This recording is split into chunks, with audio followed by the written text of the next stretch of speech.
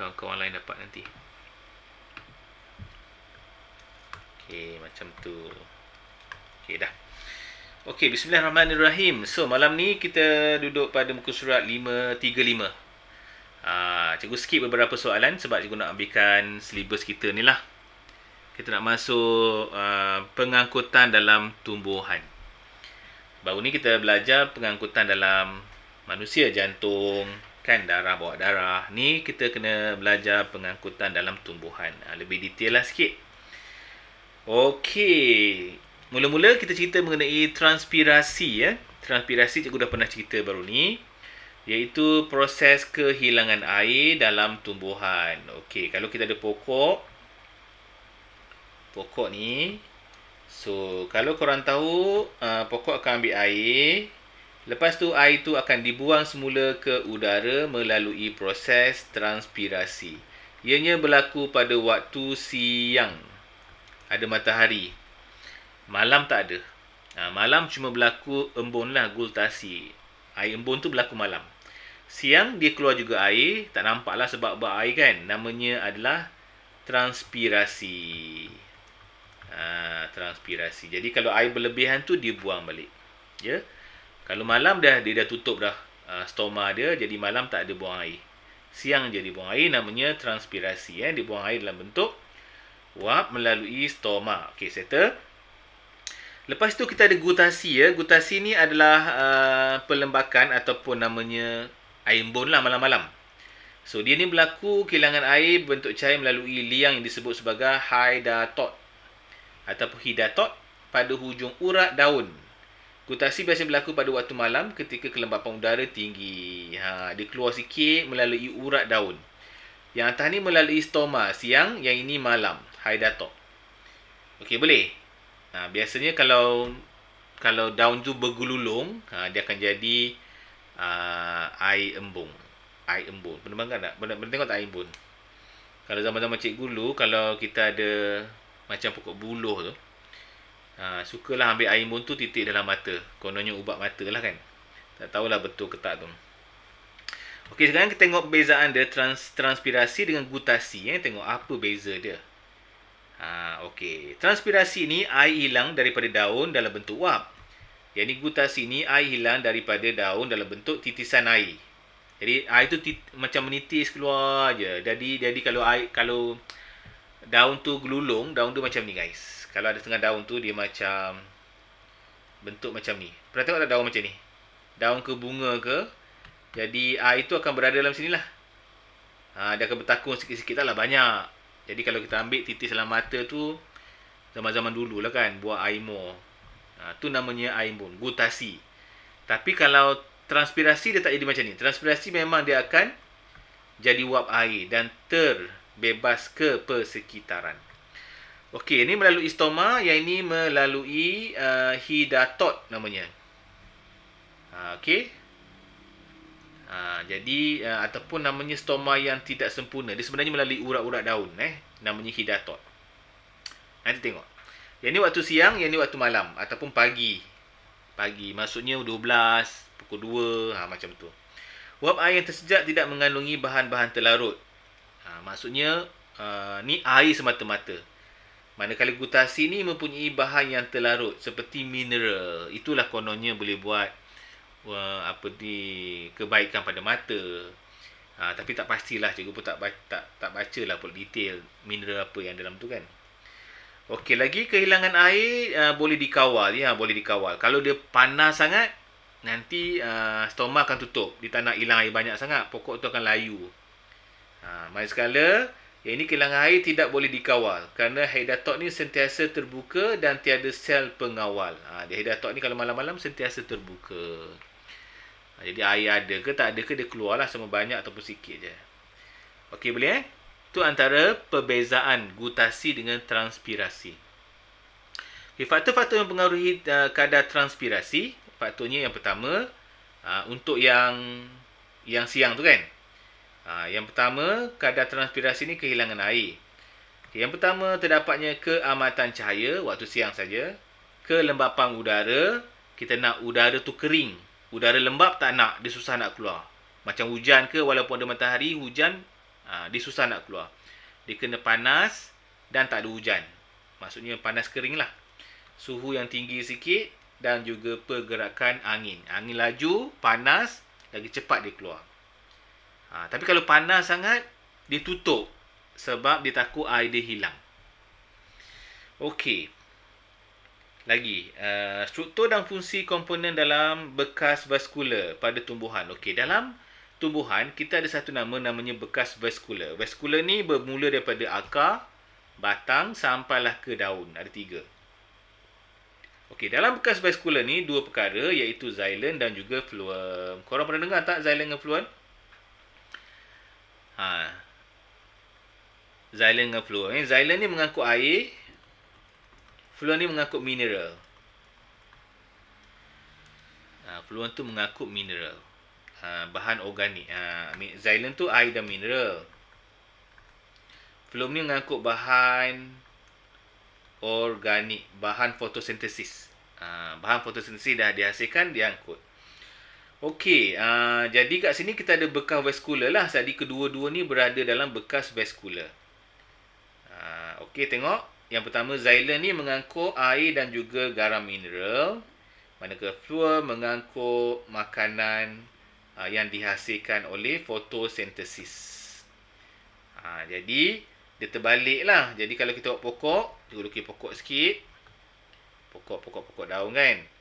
Jadi, air daripada bawah ke atas. Manakala phloem dari atas ke bawah. Sebab dia mengangkut makanan. Okey. Okey, sebab itulah masa kalau korang potong dahan pokok kan, pokok bunga ke, kalau korang potong tengah-tengah, nanti batang daun yang kat atas ni, batang dia akan jadi bengkak.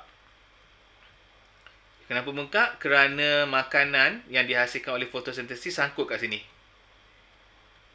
Jadi makanan tu tidak boleh dihantar sampai ke bawah. Lama-lama pokok tu akan matilah. Jadi makanan sangkut kat sini je. Tapi air boleh naik. Sebab air tengah-tengah. Air boleh naik. Xylem kat tengah-tengah kan. Sini phloem. Jadi phloem ni mengangkut makanan. Jadi kalau kita potong tengah, nampak batang dia je, pokok tu akan mati lama-lama. Okey, kecuali kalau dia ada dahan lain. Boleh hidup lagi. Faham tak? Okey. Okey, so ingat kita ada 3 tempat yang penting, akar, batang dan daun. Ni akar. Phloem, xylem. Xylem tengok ni ada X. Orang nampak X tak? X tengah-tengah tu adalah xylem. Phloem tu kat luar. Xylem kat dalam, phloem kat luar. Ni batang ya. Ni bahagian batang, ni bahagian akar. Ini bahagian daun. Ni namanya adalah bekas vaskular. Ini namanya bekas vaskular lah ni. Dalam bekas tu ada xylem dan juga phloem. Okey, senang. Jadi ingat, ulang xylem ni angkut air dan mineral. Air dan mineral. Phloem ni mengangkut makanan yang dihasilkan oleh fotosintesis ke seluruh bahagian badan bahagian dia lah. Okey, dah settle guys. Senang sahaja. Cuma nama-nama dia banyak sikit lah. Okey. So, kita nak buat latihan ni boleh? Okey, yang pertama kita nak tengok dulu transpirasi. Apakah itu transpirasi? Transpirasi adalah kehilangan air kan? Dia tulis proses kehilangan kehilangan air dalam bentuk uap air dari permukaan daun ke udara. Okey, secara penyejatan. Dia tersejat menjadi uap air. Transpirasi. Transpirasi ni popular. Transpirasi ni lebih popular berbanding daripada gutasi. Gutasi ni kurang popular. Tapi seelok-eloknya kita tahulah. Okey, nombor 1. Benar ataupun palsu? Kehilangan air daripada tumbuhan melalui transpirasi adalah dalam keadaan uap air. Benar ke palsu. Benar ke palsu guys? Cuba tengok. Benar ke palsu?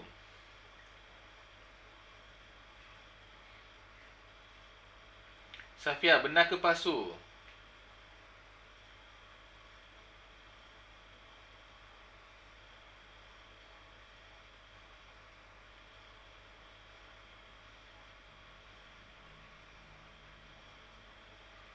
Jawapannya adalah benar. Bagus. Tepat sekali. Benar. Cikgu tanda right lah ya. Benar ya? Benar.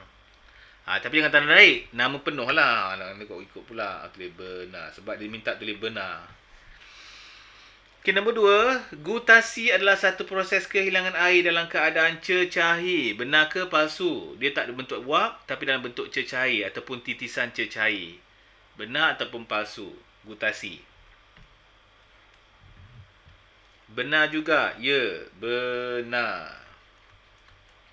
Kesi transpirasi berlaku pada waktu malam, manakala gutasi berlaku waktu siang. Betul ke tak? Benar ke palsu nombor C ni? Ni terbalik ni kan? Ni palsu. Transpirasi siang. Terbalik. Xylem mengangkut air dan garam mineral dari pucuk ke bahagian akar. Takkanlah air daripada pucuk. Mestilah air daripada akar ke pucuk. Terbalik. Palsu.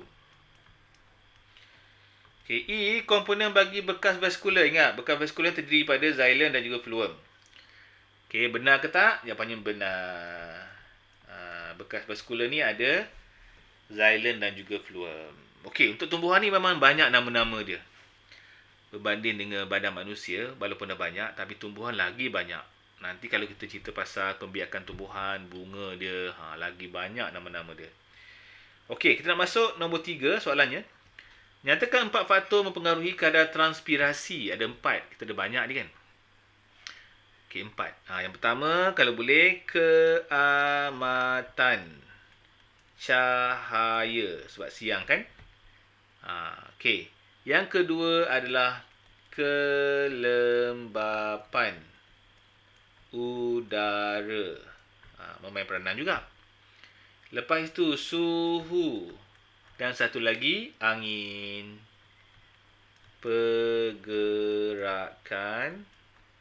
angin. Lagi kencang, lagi cepatlah keluar.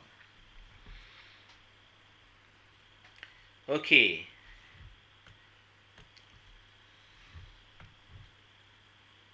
Okay, now, jom. Seterusnya. Okay, nak salin ni. Cikgu laju lah pula ya. Cakap, menulis lagi. Korang tak sempat nak salin ya. Salin dulu.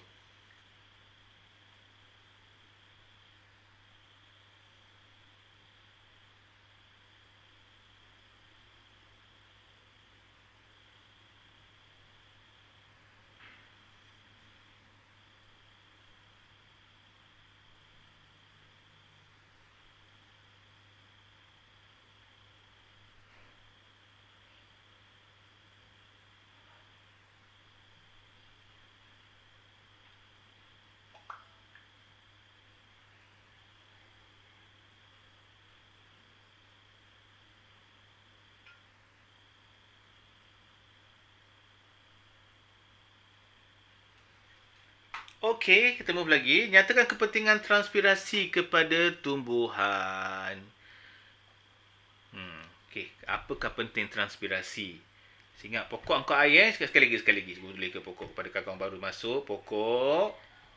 Okey, transpirasi ni berlaku daripada akar sampai ke daun. Dia akan keluarkan uap air, transpirasi. Jadi apakah penting transpirasi ni? Pentinglah sebab dia angkut air. Sementara dia sampai ke daun, dia sampai ke batang juga. Dia akan hantar airnya sampai-sampai naik. Dia akan hantar tempat-tempat lain. Lepas tu baru dibuang. Kalau transpirasi tak ada, macam mana nak air nak naik? Jadi pokok-pokok bahagian lain tak dapat air. Jadi kepentingan transpirasi ni walaupun dibuang air, tapi sebenarnya dia membantu pokok untuk menghantar air ke bahagian lain guys. Boleh faham? Jadi tulis membantu tumbuhan. Okey, membantu tumbuhan menyerap dan juga mengangkut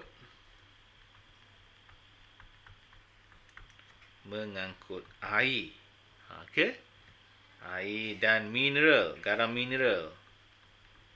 Kita boleh sebut mineral, kita boleh sebut garam mineral.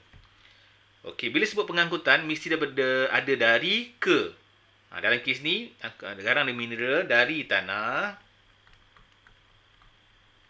ke seluruh bahagian tumbuhan, ke seluruh bahagian tumbuhan. Okey, ingat tu. Bab pengangkutan mesti kena beritahu daripada mana ke mana. Contoh jantung. Kan darah bergerak daripada jantung ataupun darah diangkut daripada jantung ke seluruh badan. Dari jantung ke seluruh badan. Jadi untuk topik pengangkutan kena ada dari ke mana. Okey, lagi. Sempat ke Salin? Ke tak sempat? Lagi.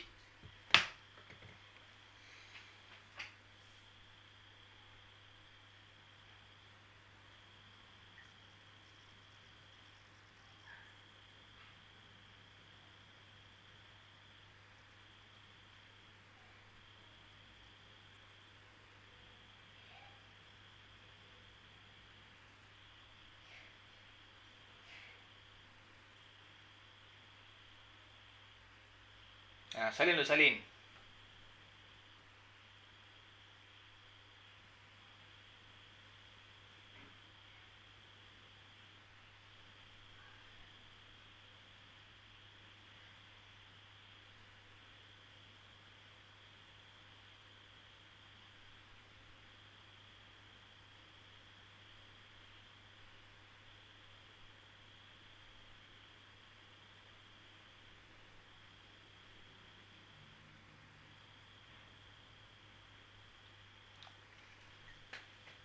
Okey dah. Next. Seterusnya.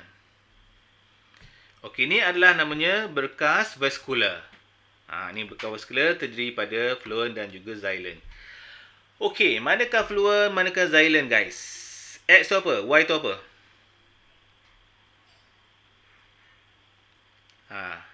X tu fluent, Y tu xylem. Ingat yang dalam ni xylem. Ingat. I tu kat dalam, kat luar ni membawa makanan. Jadi yang dalam tu adalah Y. Y ni adalah xylem. Macam Naura cakap lah. Jadi X ni adalah fluent. Manakala ini adalah xylem. Betul. Okey. Jadi copy and paste kat sini. Tadam. Okey, lepas tu dah ni fungsi. Kat bawah ni fungsi. Okey, X tu adalah fluent. Jadi fluent ni mengangkut apa? Fluent ni adalah mengangkut makanan daripada fotosintesis. Okey Alif. Waalaikumsalam Alif. So mengangkut makanan daripada fotosintesis. Okey, apakah nama makanan yang dihasilkan oleh fotosintesis? Siapa tahu? Apakah nama makanan fotosintesis? Okey, pokok buat fotosintesis kan? Fotosintesis ni buat makanan kan? Okey, siapa tahu apakah nama makanan dia? Air bukan. Makanannya kita boleh panggil dia sebagai bahan organik. Pun boleh. Kita boleh panggil dia sebagai glukosa. So, kita boleh pakai dua. Bahan organik pun boleh. Glukosa pun boleh. Dia ada banyak. Dia ada sukrosa dan sebagainya. Tapi cukuplah kita tahu bahan organik. Sebab itu kalau ikut bahan organik lagi baguslah. Sebab bahan organik ni dia ada glukosa, glukosa, saccharose dan sebagainya kan. Jadi, bahan organik tu sebenarnya lagi bagus. Sebab ada bahan yang lebih detail. Tapi kita boleh jawab glukosa juga. Kita boleh jawab bahan organik juga. Okey. Jadi kat sini fungsi Y ni sebenarnya adalah mengangkut glukosa lah, mengangkut makanan. Okey, mengangkut sebab dia adalah topik pengangkutan, kena tulis mengangkut glukosa.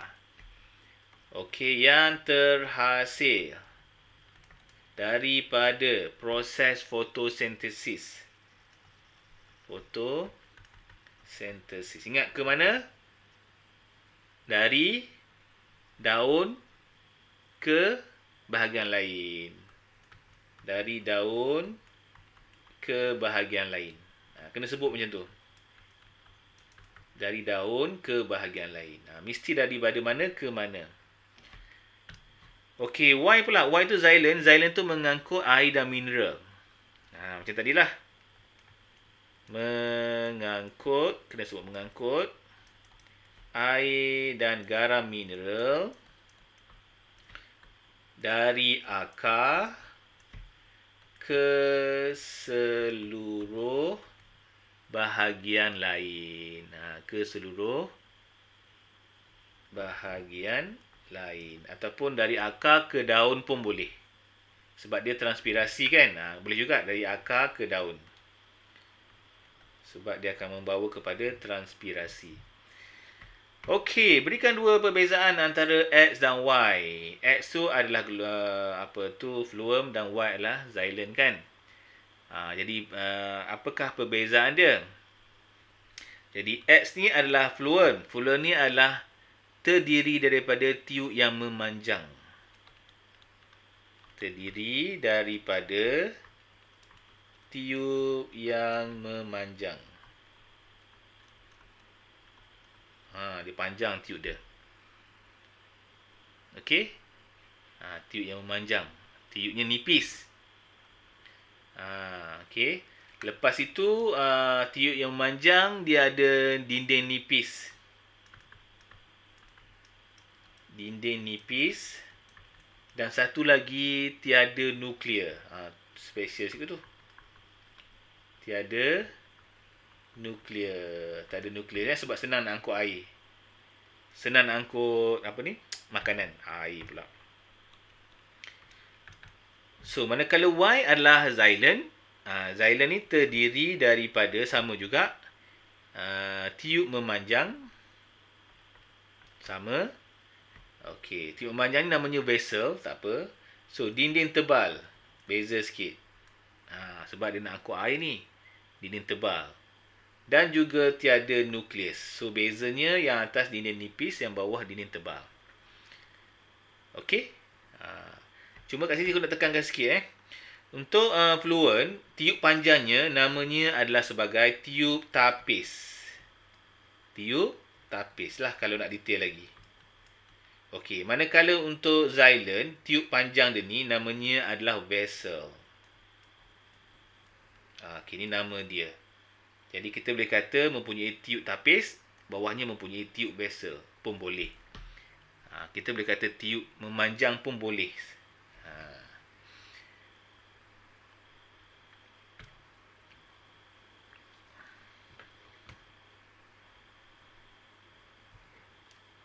Okey, Alif Alif kalau jawab akan datang, kita tak boleh kata mengambil makanan. Kita kena sebut mengangkut makanan. Sebab kita topik ni membincang pengangkutan. Ya Alif kena sebut mengangkut. Walaupun sebenarnya mengambil pun orang faham kan. Tapi jawapannya skema dia kena sebut mengangkut. Mengangkut makanan dari mana ke mana. Okey, 6. Rajah menunjukkan tisu vaskular ataupun bekas vaskular. So, X. Ni namanya tisu vaskular ya. Namakan struktur X. Apakah X? X adalah berkas vaskular. Itu namanya bekas vaskular. Apakah fungsi bagi struktur berikut xylem? Ni dah cerita tadi kan? Fungsi dia mengangkut air dan mineral daripada akar ke ke bahagian daun lah. Phloem pun dah beritahu mengangkut glukosa yang dihasilkan oleh fotosintesis daripada daun ke bahagian-bahagian lain. Sedang. Tengok soalan sama je keluar guys. Kalau korang boleh jawab soalan ni yang cikgu dah bagi ni, memang heaven lah korang. Tengok ni cikgu dah cerita tadi. Kenapa jadi bonjol macam ni bila kita potong kulit pokok guys? Bila kita potong kulit pokok tu, kita terpotong sekali phloem dah.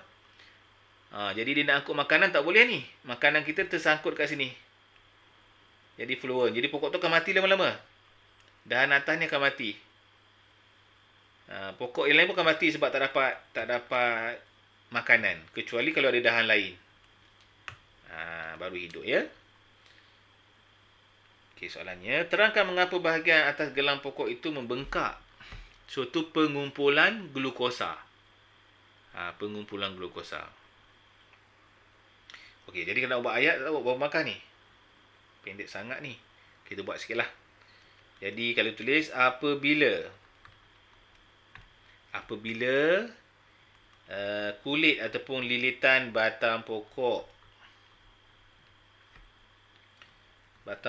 berkayu dibuang, sebenarnya fluon juga dibuang. Fluon juga dibuang. Fluon juga dibuang. Okey, fluon juga dibuang.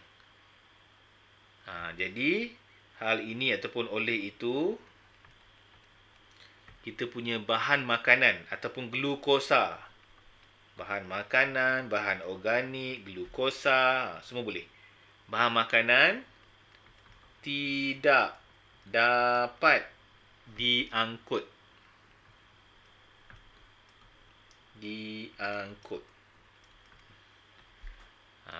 Diangkut melalui fluon lah. Dah potong kan. Kesian kat dia. Jadi ini menyebabkan batang itu membengkak. Okey. Jadi ini menyebabkan batang atas membengkak. Okey, membengkak. Kenapa membengkak? Disebabkan pengumpulan makanan.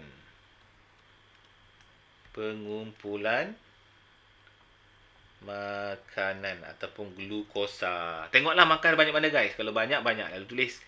Kalau 2 markah je, korang buat 2 point je lah. Okey, buat semua ya.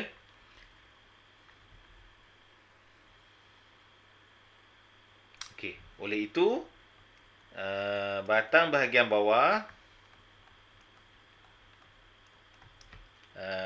tiada pertumbuhan. Tiada pertumbuhan lah sebab tak dapat makanan. Okey.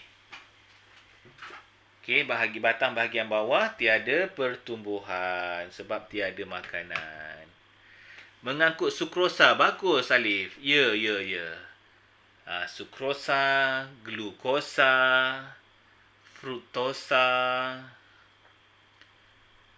dan sebagainya. Sukrosa sepatutnya susu tu. Jadi sebab itulah kita kata bahan organik. Bahan organik tu sukrosa, fruktosa, glukosa, bahan organik ya. Jadi banyaklah nama dia. Namanya kita kata bahan makanan pun betul. Okey, bahan organik pun betul. Glukosa pun betul. Sukrosa dan sebagainya. Okey, good. Bagus. Cikgu move lagi ya. Okey, 7. Dia kata apa ni? Keratan rentas. So, ingat yang dalam ni adalah xylem. Yang luar ni adalah fluon. Okey, so dia ambil pokok. Dia ambil air yang berwarna merah. Nak tengok. Pokok yang segar ni, air berwarna merah. Tengok. Air tu dia melalui mana? Kena buat eksperimen kan? Okey.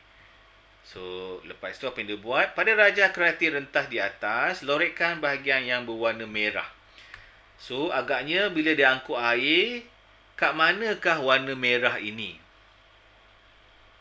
Kat manakah yang berwarna merah? Dekat xylem. Xylem kat sinilah. Xylem kat dalam ni.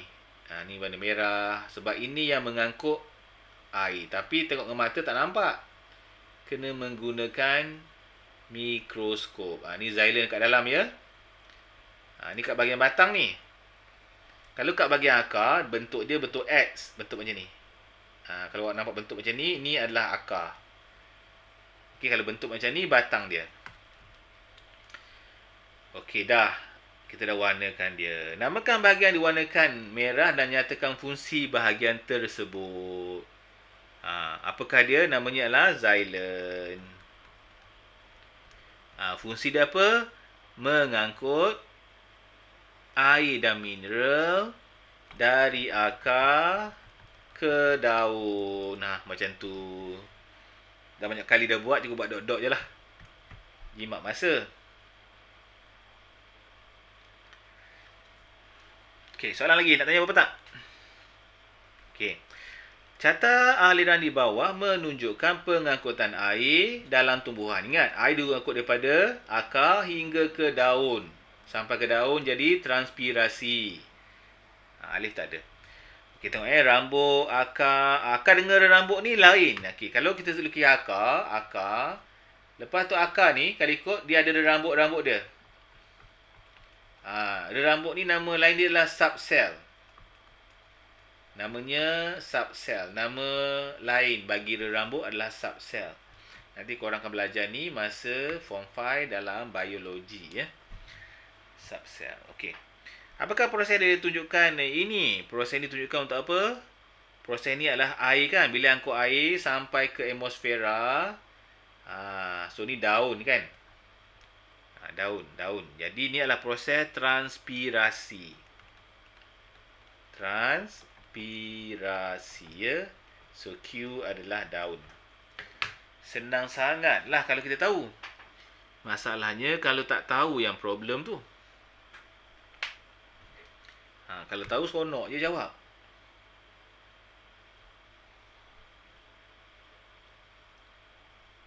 Okey, cikgu move Boleh?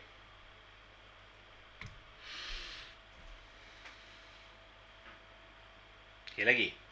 Darjah 12.1 menunjukkan keratan rentas batang suatu tumbuhan. Batang suatu tumbuhan.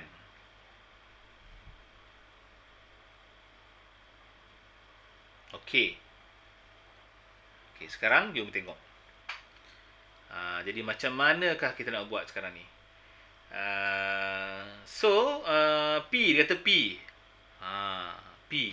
P kat dalam tu. P ni, tunjuk ni. P yang tunjuk dalam tu, warna merah, merah kan. Nyatakan satu fungsi P. P ni xylem terus kita buat. Ataupun kita boleh namakan dulu. P ialah xylem. P ialah xylem. Boleh namakan dia. Ataupun terus buat fungsi dia. So, mengangkut. Ingat, mengangkut apa? Air. Dan mineral. Bagus lagi, dan garam mineral. Mesti dari akar ke daun. Kena buat macam tu. Okey, apa itu garam mineral? Siapa tahu? Ada yang tak tahu tak? Adakah yang tak tahu garam mineral apa? Sebut je garam mineral. Garam mineral tu kita makan tu garam juga. Tu garam juga, garam mineral. Garam mineral tu bukan yang garam kita makan je. Banyak lagi garam lain. Korang pernah minum air zam-zam tak? Alif pernah minum air zam-zam tak, Alif? Tak pernah minum air zam-zam? Okey, siapa pernah minum air zam-zam? Daripada Mekah ke orang balik, pernah minum tak? Macam mana rasa dia? Mungkin kot ya. Okey, dalam air zam-zam tu banyak garam mineral. Sebab itu air yang antara paling bagus air zam-zam lah sebab banyak mineral. Oh, Sofia pernah minum kan? Begitu juga kalau kita beli air botol yang warna biru tu. Dia sama macam mineral betul, tapi air zam-zam tu lagi banyak mineral bagusnya.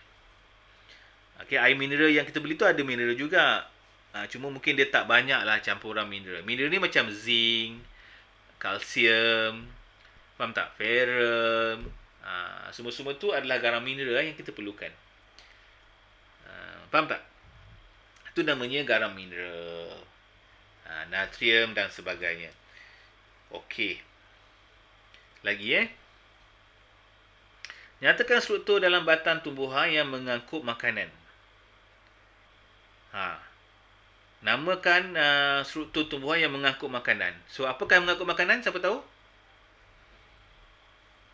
Kalau mengangkut air, xylem. Mengangkut makanan ataupun mengangkut glukosa adalah phloem. Soalan dia sama aja, satu markah. Apa yang akan berlaku kepada tumbuhan tersebut jika gelang kulit pokok dibuang? Dia akan jadi bengkak lah. Kan? Kita tulis. So, bahagian bahagian atas gelang tu menjadi bengkak. Yang dibuang membengkak. Satu markah dah lah. Membengkak ke, menjadi bengkak ke. Okey. Puan Sofia. Okey, dah jadi Puan dah Sofia. Puan Sofia tinggal di sebuah apartmen. Dia ingin menanam sawi dengan menggunakan teknik hidroponik. Pernah tengok tak hidroponik? Kat rumah korang ada ke tanam hidroponik? Yang ada air-air macam ni ni? Air kat bawah. Akarnya nampak-nampak sikit-sikit. Ni namanya hydro. Tengok tak? Bila sebut hydro ni air. Depan hydro ni adalah air. Hidroponik. Menggunakan teknik air. Okey. Terangkan bagaimana pokok sawi dapat tumbuh dengan subur. Pokok sawi ni tumbuh dengan subur lah pula. Macam mana dia boleh tumbuh dengan subur ni? So, apa yang dekat sini? Dalam ni mestilah air yang bagus ya. Air yang bagus. Air baja. Air baja lah. Air ni namanya adalah air baja yang bagus namanya lah larutan kultur namanya. Larutan kultur. Jadi kalau korang nak macam ni, korang perlu pastikan air tu mempunyai nutrien yang banyak. Nutrien yang mencukupi. Adalah proses dia adalah formula-formula untuk campur baja dalam tu kan. Okey, namanya sini adalah larutan kultur membekalkan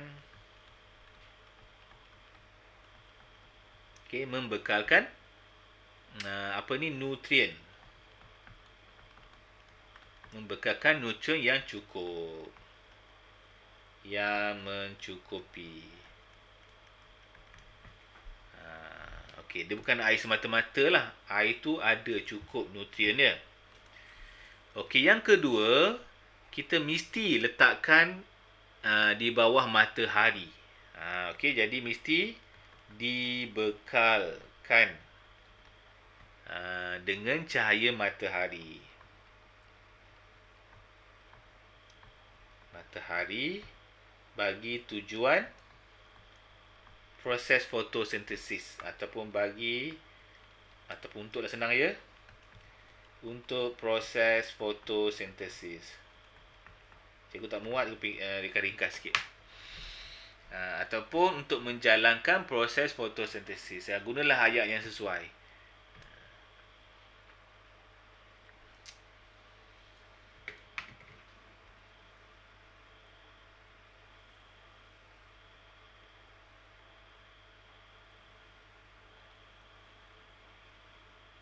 Okay, kita nak habis sikit je lagi nak habis. Nak habis dah bab ni. Minggu depan dah masuk bab lain dah.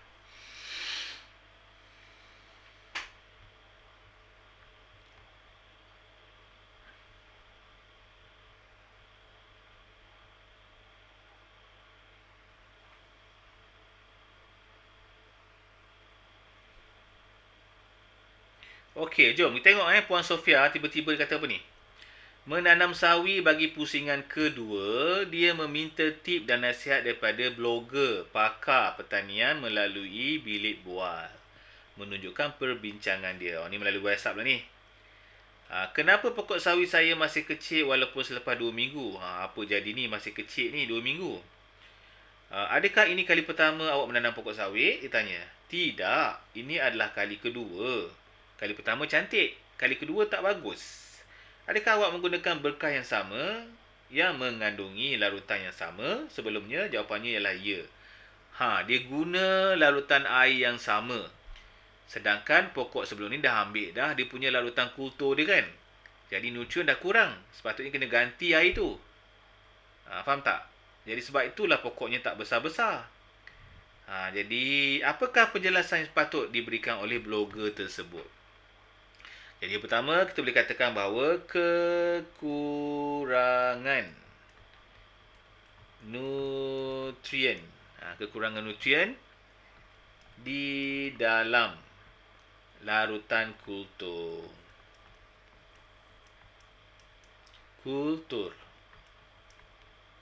Okey. Jadi kekurangan ini menyebabkan apa? Jadi tak adalah nak membesar. Okey, tak adalah membesar kan. Dan satu lagi mungkin juga tidak cukup cahaya matahari.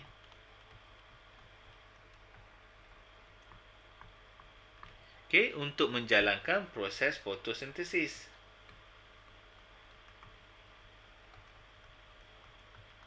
Proses fotosintesis.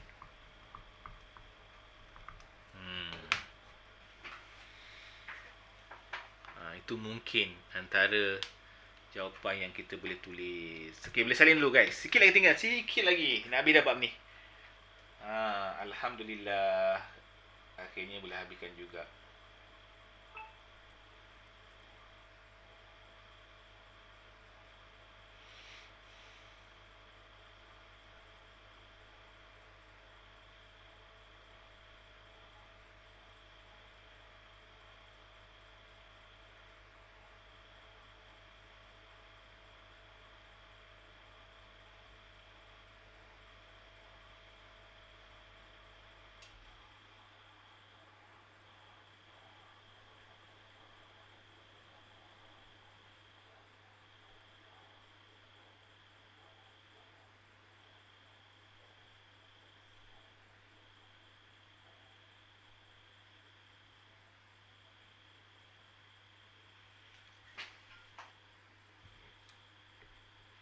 Okey, seterusnya.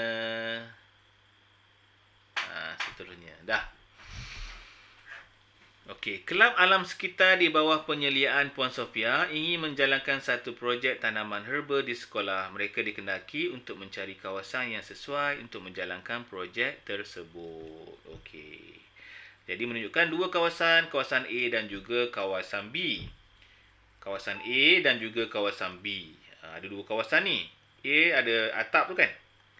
Berdasarkan part 2, kawasan manakah paling sesuai menjalankan projek tersebut? Terangkan jawapannya. Awak rasa mana sesuai? Nak tanam apa ni? Oh, tanaman herba guys. Tanaman herba tu atap apa ya? Atap zinc ke apa tu?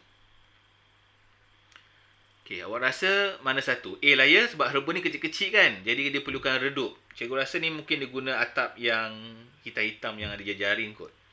Herba tak sesuai kat sini. Kalau panas sangat, dia jadi kuncup. Herba kena redup sikit.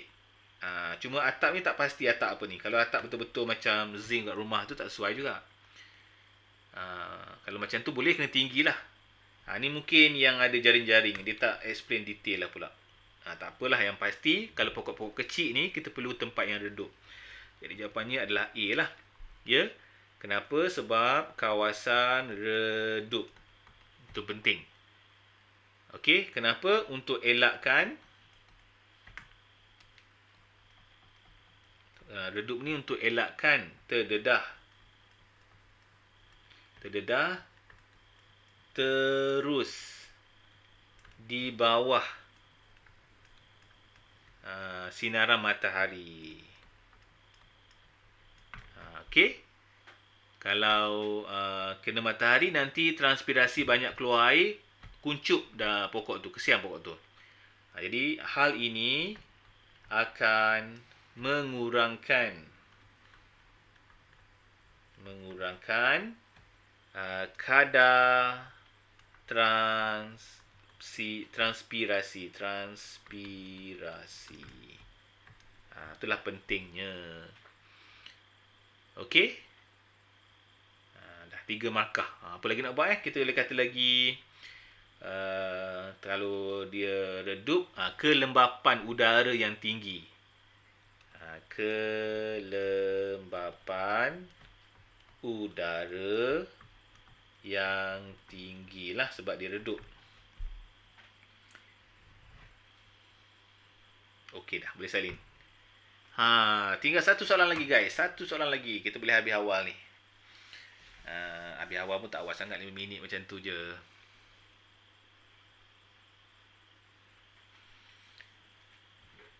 Okey, dah siap Alif? Dah siap salin? Kita nak pergi soalan yang terakhir kita ni.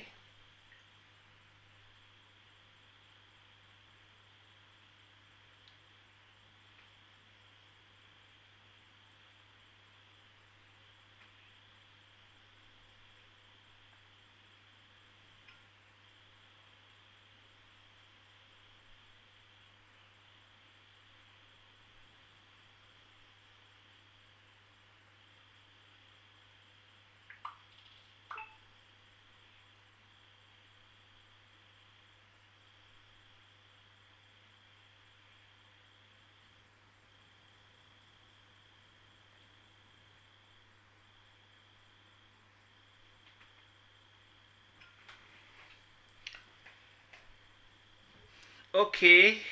Next. Soalan terakhir. Yang raja di bawah menunjukkan susunan radas untuk menyiasat kadar transpirasi. Okey, kat sini dia letak lapisan minyak ya. Minyak dia letak tu. Okey, menunjukkan keputusan selepas 2 jam. So, jisim awal 320. Jisim akhir 290. Semakin kurang. Asalnya dia tulis kalau ikut 320 yang asal. Yang akhir 290. Dah makin kurang lah airnya sebab tersejak ke persekitaran transpirasi. Hitungkan kadar transpirasi. So, nak kira kadar transpirasi ni guys. Kadar transpirasi mudah saja. Yang besar tolak kecil lah. Kan? Bahagi dengan masa. Berapa lama masa? 2 jam. Jadi, jadikan dia dalam bentuk minit. 2 jam 120 minit. Banyak sikit. Okey, ni adalah gram. Berapa dapat? 2,0,2 ya. 0,25 gram per minit. Banyak juga tu. Seminit hilang sebanyak 0,25 gram. Boleh tahan banyak tu seminit. 2 markah. Okey, boleh. Okey, terakhir. Soalan last kita. Terangkan bagaimana setiap faktor yang berikut mempengaruhi kadar transpirasi. Keamatan cahaya. Jadi kalau ikut keamatan cahaya tinggi, cikgu tulis kat sini ya, senang sangat. Tinggi mengakibatkan kadar transpirasi juga tinggi. Okey. Suhu persekitaran yang tinggi. Ni suhu persekitaran pula. Suhu yang tinggi juga menyebabkan kadar transpirasi tinggi juga.